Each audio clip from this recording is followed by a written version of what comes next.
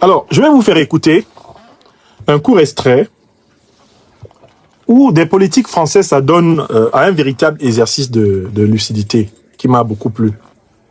Un exercice vraiment de lucidité qui m'a énormément plu. Un exercice de lucidité qui m'a beaucoup plu.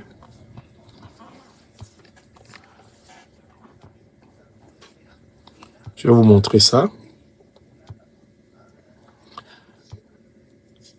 Et me demander, mais comment on peut avoir la chance d'avoir des...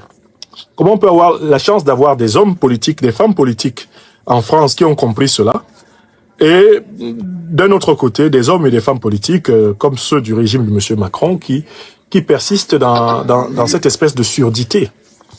Dans cette espèce de surdité. Je suis tombé sur cet élément particulièrement intéressant.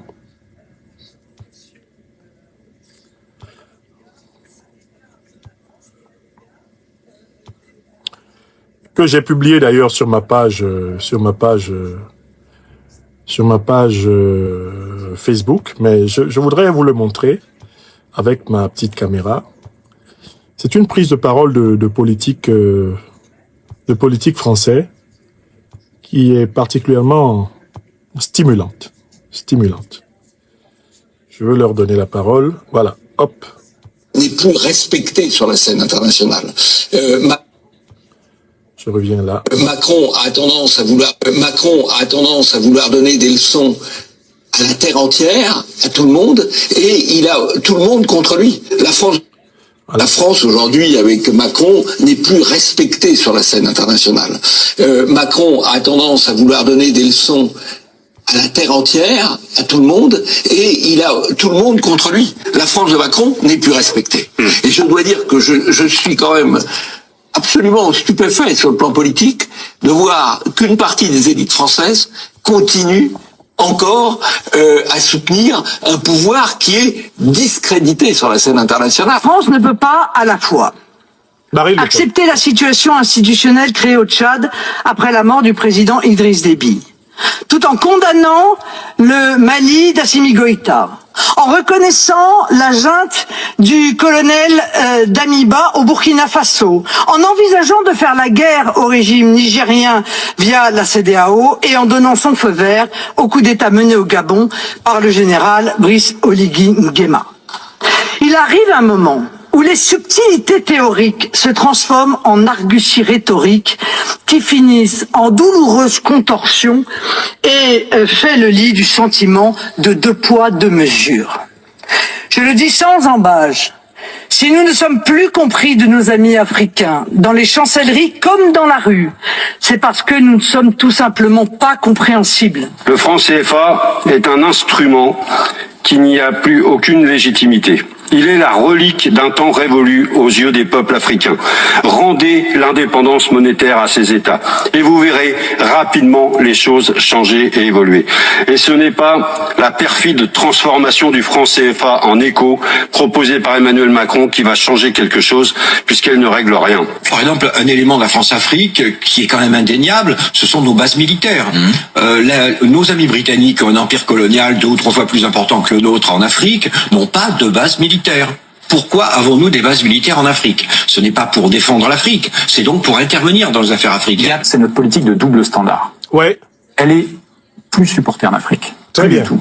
Le coup d'État au Tchad, c'est très bien.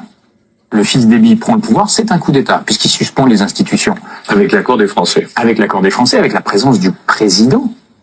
Qui légitime. Exactement. Qui légitime le coup d'État en allant sur place. Et puis vous faites 1500-2000 km vers l'ouest, vous allez au Mali, et puis là vous dites, ah bah non, le coup d'État c'est pas bien, la junte n'a aucune légitimité, c'était les propos de Jean-Yves Le Drian. Soit on est pro-Macron, soit on est accusé d'être pro-Poutine. J'en peux plus de ce discours de nos valeurs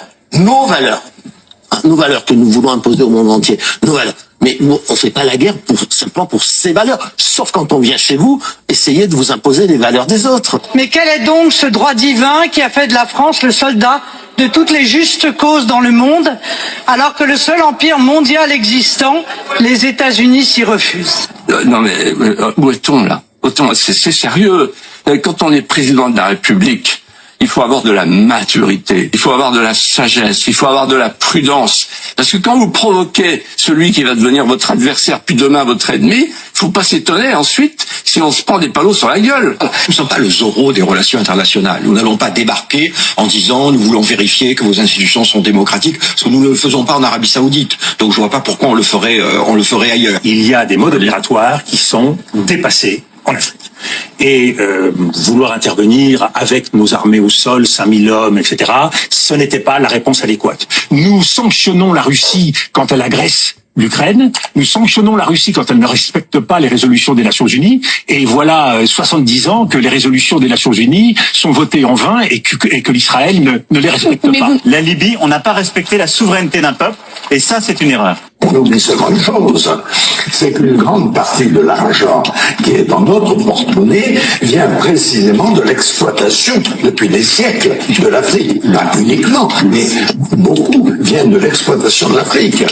Alors, il faut avoir un petit peu de bon sens, je ne dis pas de générosité, de bon sens, de justice, pour rendre aux Africains, je dirais, ce qu'on leur a pris. Alors, vous avez entendu là plusieurs voix autorisées de la politique française dénoncer l'incohérence de la politique africaine de la France. Et ça depuis telle qu'elle est faite depuis plusieurs siècles d'ailleurs. Mettons même depuis le XVIe siècle jusqu'à nos jours. Moi, je voulais, sur la base de cette prise de parole, que vous connaissez d'ailleurs, pour beaucoup d'entre elles, rappeler que dimanche, les Françaises, les Français vont devoir arbitrer dans un second tour la question de savoir qui va diriger le gouvernement.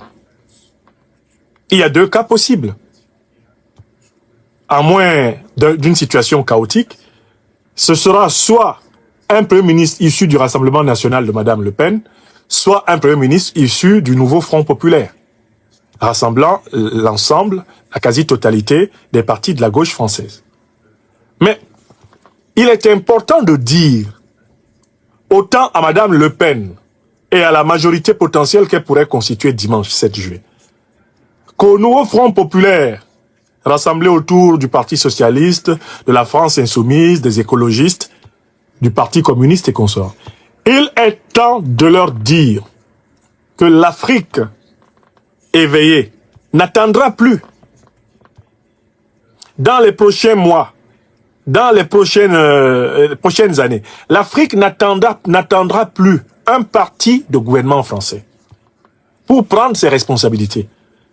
De très sérieuses et de très graves décisions se préparent, qui vont avoir lieu en Afrique, quel que soit celui qui gouverne la France. Il est donc important que ce soit le Rassemblement national ou le nouveau Front populaire, qu'ils se préparent à assumer les conséquences des décisions que les Africains vont prendre. Les Africains n'attendront pas que Paris veuille supprimer le franc CFA chez eux. Les Africains vont supprimer le franc CFA en Afrique. C'est une monnaie de la Banque de France. Elle va rentrer en France. Et ceux qui voudront l'utiliser en France pourront l'utiliser. Les Africains n'attendront pas qu'un gouvernement du Rassemblement national ou un gouvernement du nouveau Front populaire mette fin à la présence des bases militaires françaises en Afrique. Les Africains vont les démanteler les unes après les autres. Il appartient à qui que ce soit va gouverner la France d'intégrer cela parmi les réalités imminentes de la relation franco-africaine. Troisième sujet important. Les Africains vont être intraitables envers toute famille politique, toute personnalité politique qui va vouloir s'immiscer dans les questions souveraines africaines. Personnalité politique, j'entends française, ou famille politique française, européenne, américaine, toute puissance qui va vouloir se mêler des questions politiques souveraines africaines va rencontrer une résistance encore plus importante que celle que vous avez connue. Que vous soyez Premier ministre issu, gouvernement issu du Rassemblement national ou gouvernement issu du nouveau Front populaire, prenez acte du fait que les Africains ne vont plus se laisser marcher dessus. Même pas d'un petit bout de semelle. Et ça va aller très vite. Vous allez voir, l'Afrique, ça va aller plus vite encore que ce qui se passe en France. Il y a une quatrième chose que je veux dire. Des questions fondamentales qui ont été laissées au calendrier grec, abandonnées aux archives, dans la relation franco-africaine, dans la relation occidentalo-africaine. Ces questions vont ressurgir et elles vont être posées entièrement sur les tables. Écoutez bien les questions. 1. La question des réparations pour les crimes contre l'humanité, que furent la traite négrière, la barbarie coloniale et les actes de barbarie néocoloniale. Ces questions vont être juridicisées. Elles vont être évaluées et elles seront l'objet de verdicts des tribunaux africains exigeant réparation.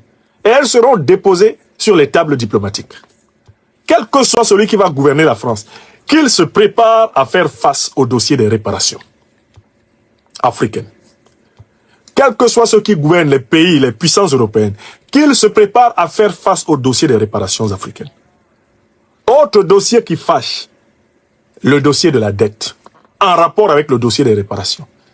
Une péréquation va devoir avoir lieu entre les réparations et la dette. La dette africaine envers l'Union européenne, envers les États-Unis, envers les pays d'Amérique du Nord, la dette africaine envers la France, la Belgique, l'Italie, elles vont toutes être réévaluées en confrontation avec le dossier juridico-financier des réparations. D'où il apparaîtra que le grand conflit qui s'annonce dans les prochains mois et les prochaines années, ce sera le conflit du reliquat à verser à l'Afrique. Parce que quand on aura fini de soustraire le montant de la dette que les pays africains ont contracté envers les pays occidentaux, il restera l'immense ardoise des réparations à payer à l'Afrique, comme condition d'un renouvellement équitable des relations internationales. De la même façon qu'on s'est permis de faire payer à Haïti de l'argent pour indemniser la République française, parce que la République française avait indemnisé les propriétaires d'esclaves. Il va falloir qu'il y ait un rétablissement de la vérité et justice. Donc, je voulais profiter de ce moment de vérité pour dire à l'élite politique française de tous les bords, à l'élite politique française de gouvernement, l'Afrique va aller plus vite que vous ne le pensez. L'Afrique ne vous attendra plus. Ce ne sont pas les débats du Palais Bourbon, les débats du Sénat, ce ne sont pas les débats des conseils ministériels. Ce ne sont pas les débats de Matignon ou les débats de l'Élysée qui vont déterminer la cadence africaine. Je vous prie de noter que la cadence africaine a son centre en Afrique. Ça va aller très vite.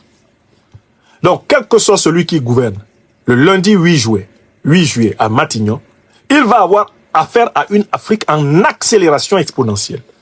Et c'est tout ce que je voulais faire comprendre sur ce dernier point. Bon, vous avez en France, nous avons en France des hommes et des femmes qui sont parvenus à une certaine lucidité politique. D'ailleurs, on a écouté certaines de leurs déclarations. Il est temps de se baser sur cette lucidité pour accélérer la révolution de la relation africaine. Sinon, de toutes les façons, les Africains, eux, ils n'attendent plus. Comme on dit à Abidjan, ils sont à Devandougou, le village de Devant. Ça va aller très vite. Ça va aller très vite, hein. Je le dis à l'élite politique française, je le dis au peuple français. Ne vous étonnez pas, ça va aller très, très, très vite. Vous avez été surpris par les événements de ces 4 dernières années en Afrique de l'Ouest. Les événements de ces 4 dernières années en Afrique de l'Ouest ne sont rien à côté de l'accélération des changements structurels qui arrivent. Ça va aller très vite. Et ne dites pas que je ne vous aurais pas rendu le service que je vous rends depuis plus de 20 ans. En tant que citoyen natif africain, adoptif français, j'ai constamment essayé d'être ce messager qui avertit et qui éveille. Ceux qui ont voulu m'écouter m'ont écouté. Ceux qui n'ont pas voulu m'écouter, d'ailleurs les plus nombreux, eh bien maintenant, ils vont goûter à la tasse de l'histoire. L'histoire va réparer eh bien, les surdités exagérées. L'histoire va réparer les surdités exagérées. Mes chers amis, je vous remercie. Vous étiez à tout prendre. Oui, environ 8000 personnes à suivre cette émission. Et j'espère pouvoir compter sur chacune et chacun d'entre vous pour la partager. Vous étiez plus de 5250 sur YouTube. Vous étiez près de 1000 en Constance et près de 1000, bien sûr, un peu plus de 1000 d'ailleurs, sur Facebook et sur TikTok. Est-ce que je peux compter sur chacune et chacun d'entre vous pour partager cette émission, pour la protéger en appuyant sur le pouce levé sous la vidéo, de telle façon que nul n'en ignore. Je vous remercie et je vous souhaite une excellente suite de semaine, où que vous soyez à travers le monde. Merci encore de votre confiance. Chers téléspectateurs, vous avez été les témoins privilégiés de cette analyse politique profonde et inspirante avec le Dr Franklin Nyamsi. Maintenant, c'est à vous. Réagissez en commentaire, partagez vos réflexions et vos idées. Si cette vidéo vous a éclairé, n'hésitez pas à l'aimer et à la partager avec vos amis. Ensemble, nous construisons l'Afrique de demain. Restez connectés sur Afrique Diverse TV pour encore plus d'informations et de débats passionnants. À très bientôt.